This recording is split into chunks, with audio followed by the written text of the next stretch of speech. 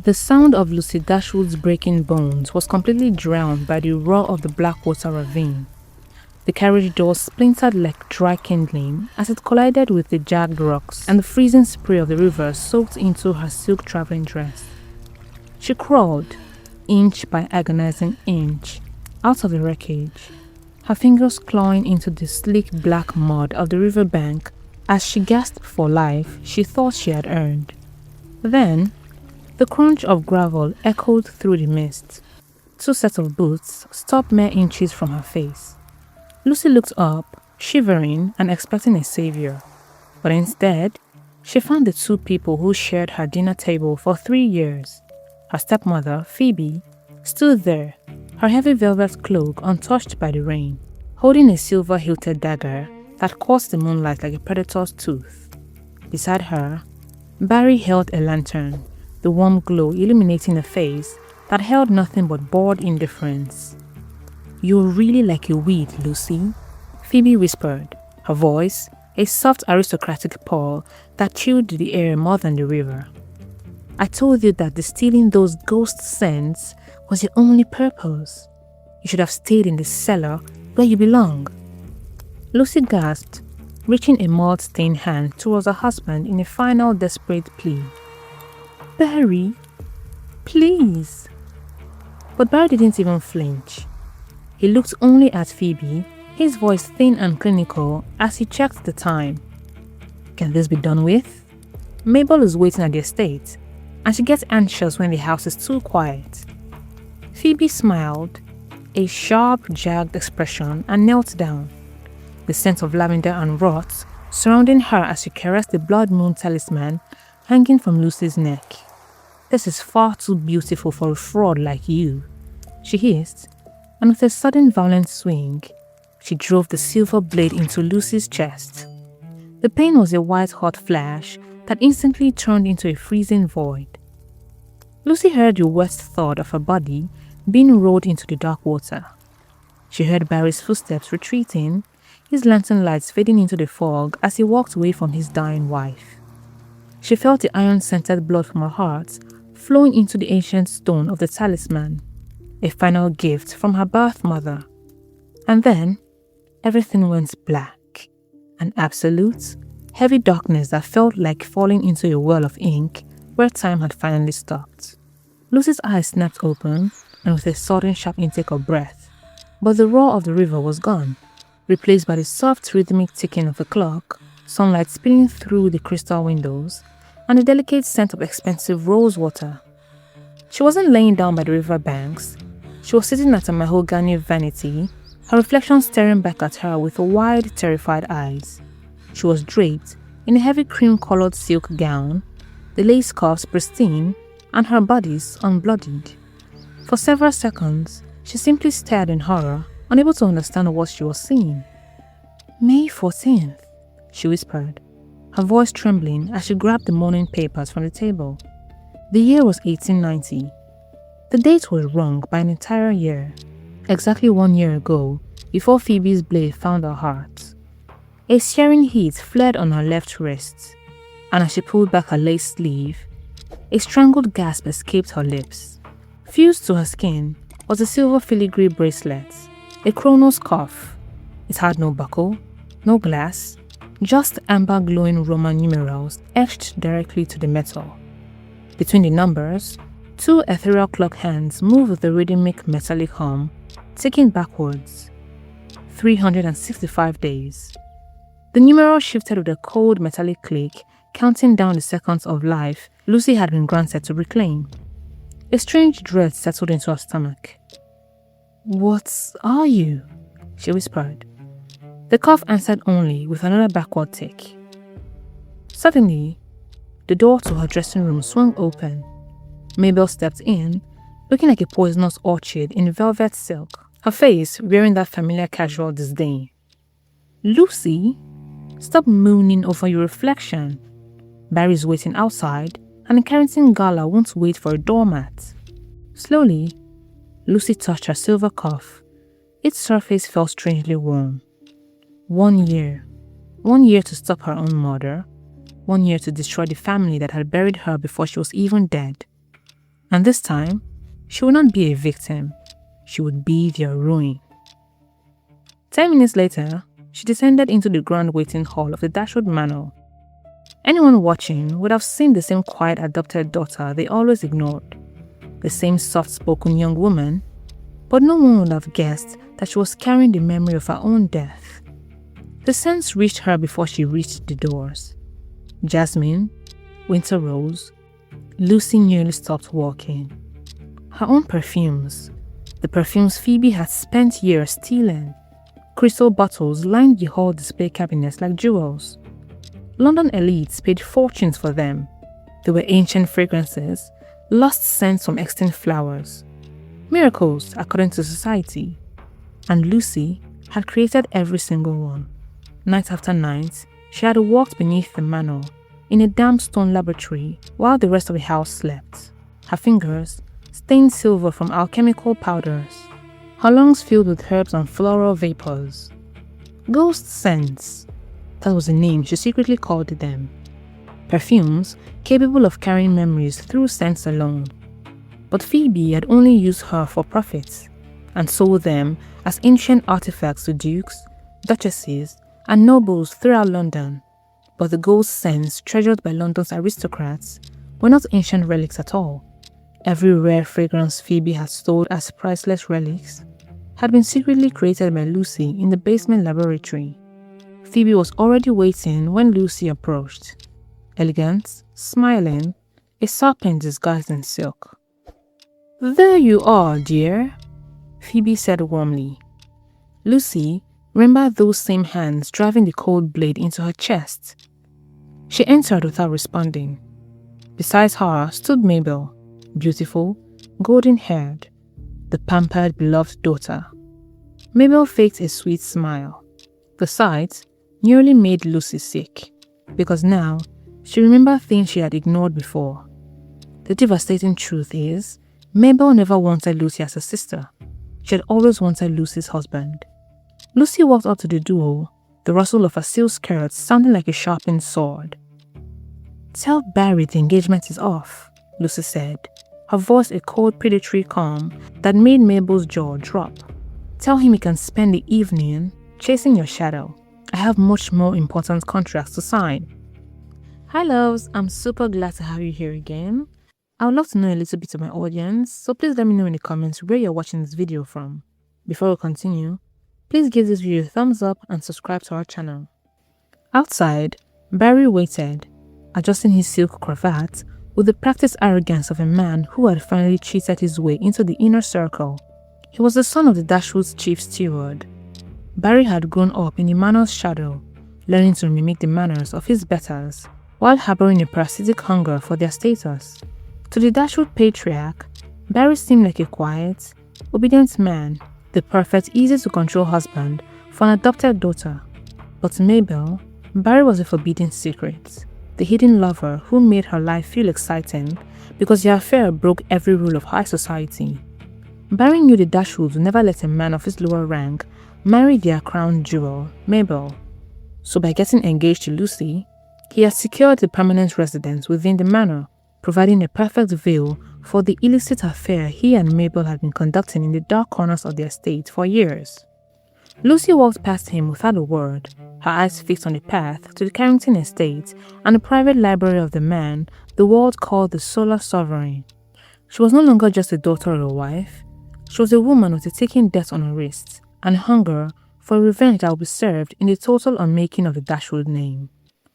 Vernon Carrington was like a man sculpted from the marble and fire, possessing broad godly shoulders and eyes that burned with a literal bright gold light, a mark of his celestial heritage. He was the heir to a shipping empire that owned the very horizon, a man whose presence made the air vibrate with an intense sudden heat. Lucy found him standing by the floor-to-ceiling window, his silhouette a sharp, muscular anchor in the dark. "I do not want a marriage of love, Mr. Carrington." Lucy went straight to the point without a fuss. "I want a contract. I hear your grandmother's health is failing. I will use my alchemy to heal her failing heart, and in exchange, you will help me erase the Dashwood name from the London registers." Vernon turned then, his gold eyes looking into hers with an intensity that made the chronos cuff on Lucy's wrist pulse with heat. He walked towards her, his godly frame looming over hers until she could smell the cedarwood and sun-warmed skin. A fake marriage for a real revenge, he mused, a dangerous, beautiful smirk playing on his lips.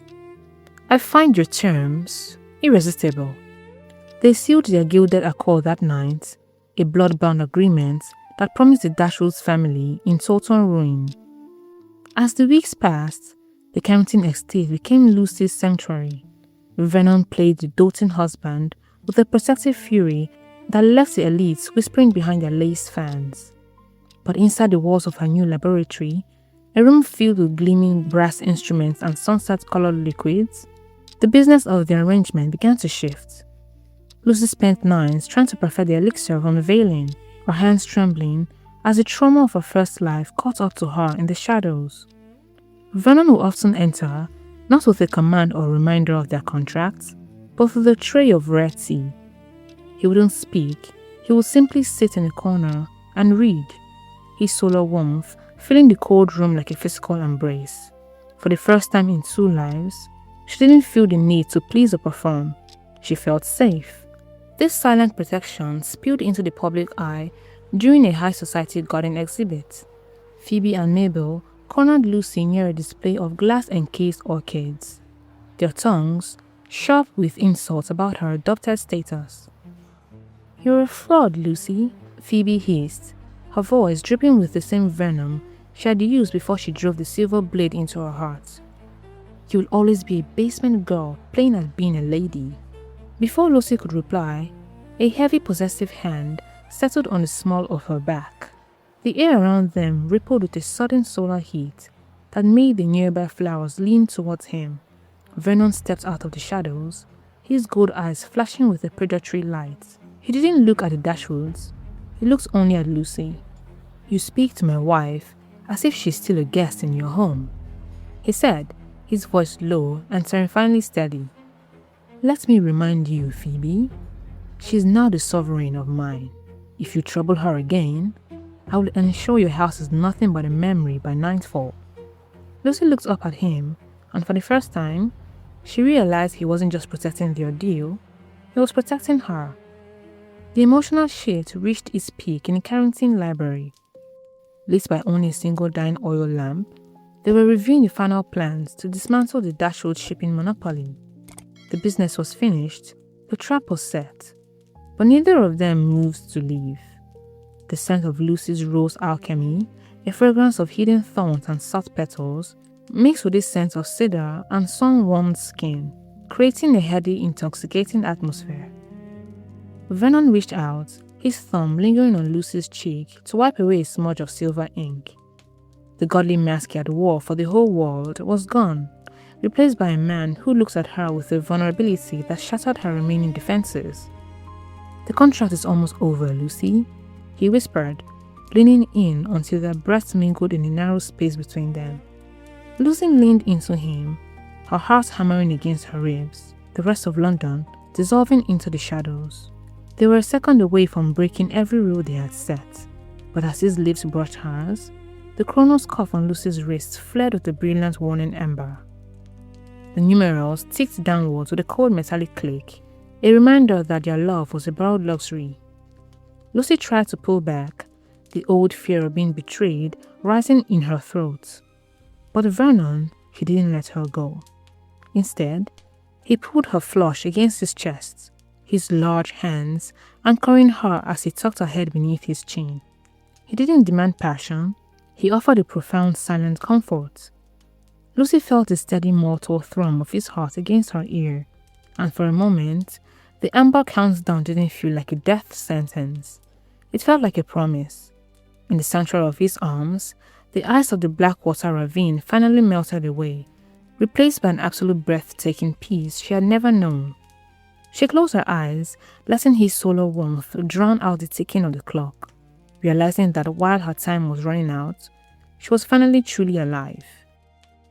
The sense of victory in the high society ballrooms of London was often indistinguishable from the sense of blood, and Lucy was determined to let the Dashwoods choke on both.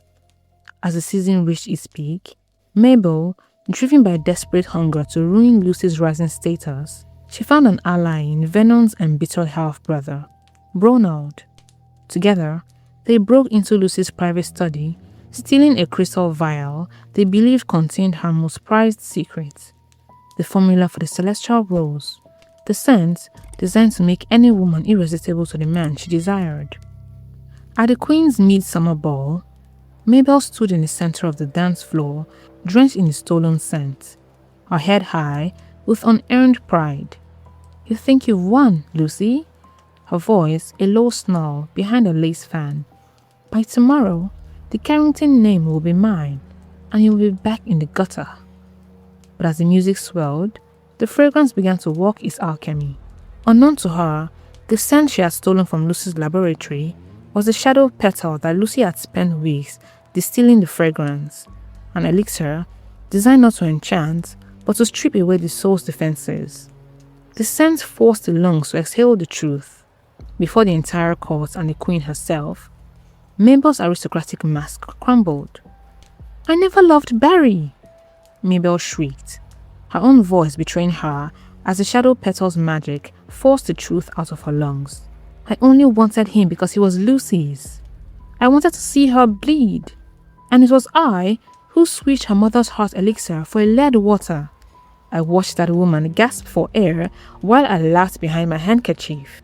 We did not adopt a daughter, Lucy. We have vested a talent. You were never a Dashwood. You were just a silver-veined bird we kept in a basement cage to make us rich." The silence that followed was deafening, the social death of the Dashwood sister sealed in a single petal-scented confession. Lucy stood frozen, the world tilting as the piece of her childhood finally clicked into a horrific new shape. The illness that had taken her mother wasn't fate. It was Mabel's malignant caprice. While Mabel's reputation turned to ash, as society finally saw her for the miscreant she was, Phoebe cornered Lucy in a secluded corner of the garden. "What do you think you're doing, Lucy? You're trying to ruin the Dashwood name?" Phoebe's voice trembling with a violence she could barely contain. "I'm the one who built the Dashwood name, Lucy, and I can erase you as easily as I brought you in. One word from me, and you will find yourself in a grave far deeper and darker than any cellar." Lucy didn't flinch. She stepped into Phoebe's personal space, her presence radiating a cold, predatory confidence that seemed to drop the temperature of the space around them. She leaned in, her voice a low, terrifying whisper. "You speak of graves, Phoebe, as if you already are standing in one. I am not a girl who used to choke on a basement suit. I'm not coming for your status, Phoebe. I am coming for your oxygen. I'm going to make you regret every breath you took while my mother was cold in the ground. Sleep with one eye open, mother. The sun is rising, and you have nowhere else to hide."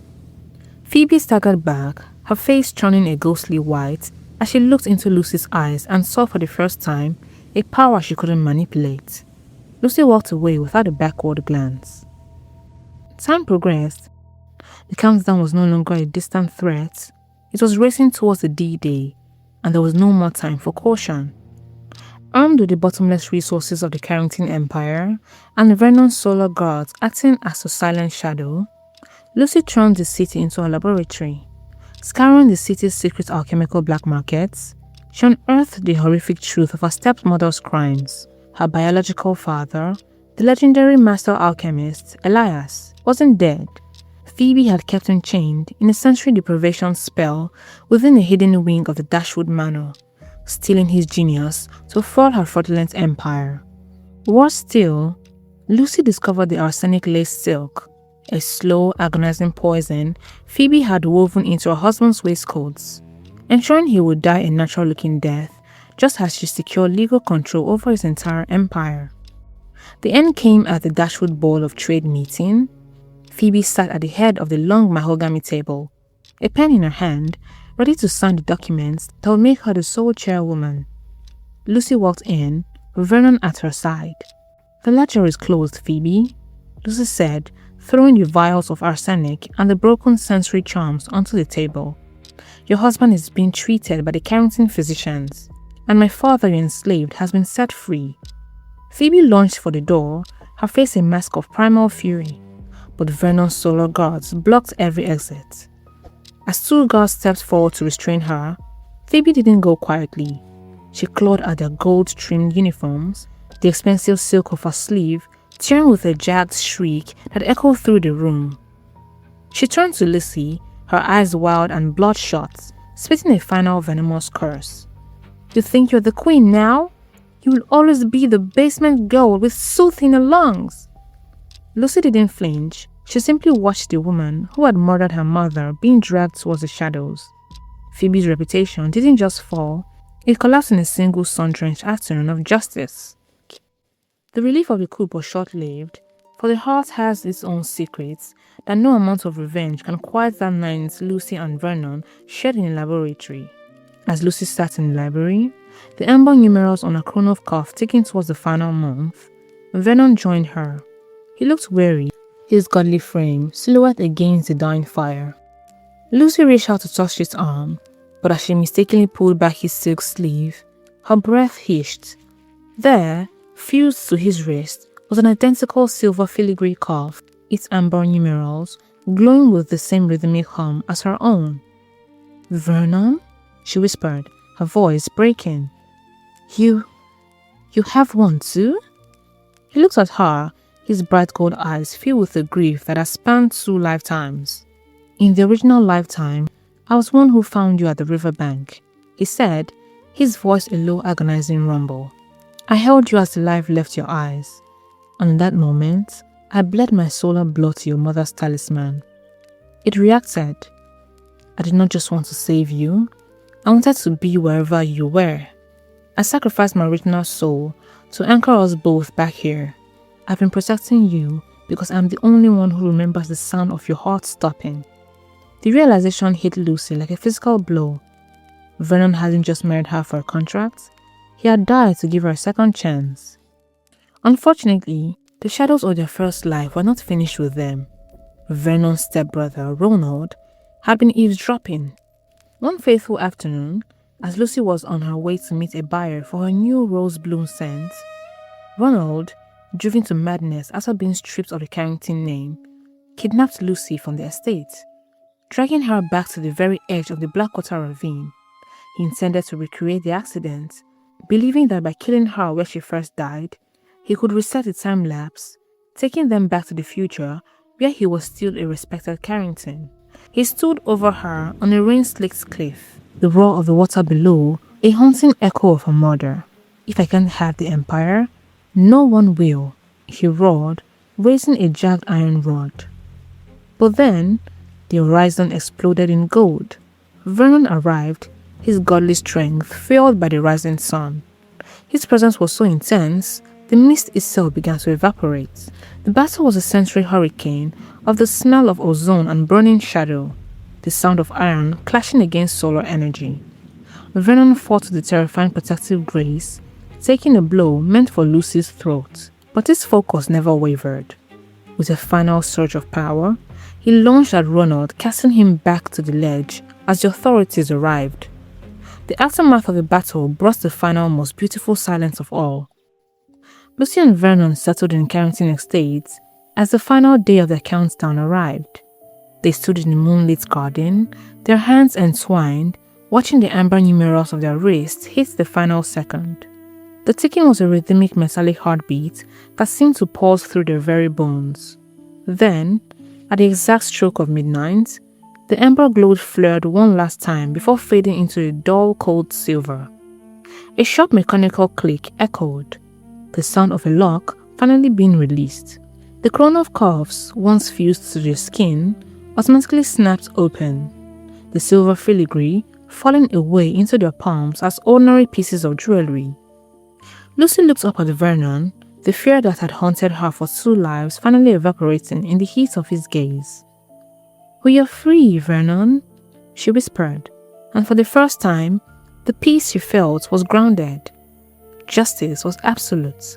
Phoebe was sentenced to the silent mines, where the only sense she would ever know was the dust of her own failure, and Mabel was left as a fallen woman, a pariah in the society that once bowed to her.